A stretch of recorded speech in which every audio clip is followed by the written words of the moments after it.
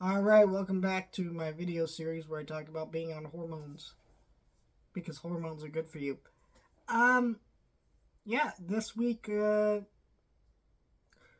not my best week with it. You know, I maintain that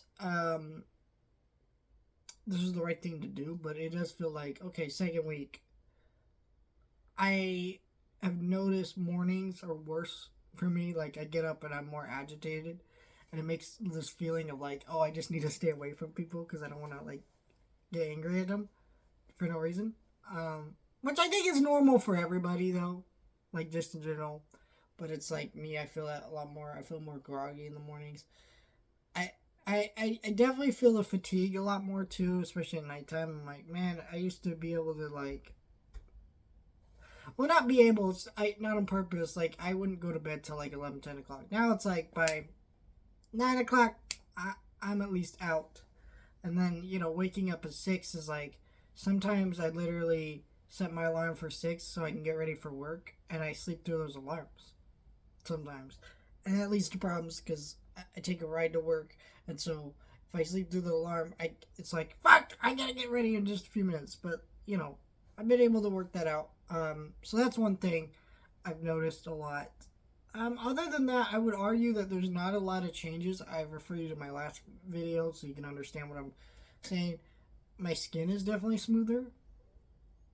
But like I said, it's more of like, hey, I noticed that, but you wouldn't notice that unless you live in my skin sort of deal. So there's that. And I'm just you know, going through a lot of that stuff. A lot of stuff that I'm, figuring out with it. And it's not been like the easiest bit of time here with everything. But it always gonna work out in the end. Keep in mind, today is my 15th day, so I'm not an expert on any of this. So we'll see how it goes. My body's feeling the changes a little bit, but yeah, um, I haven't noticed the emotional side of me a lot more though. Like before, I was like, man, a lot of people feel more sensitive, like crying and stuff. I haven't quite gotten like that, but I have been feeling like, man, I'm a little more teary eyed at certain things lately.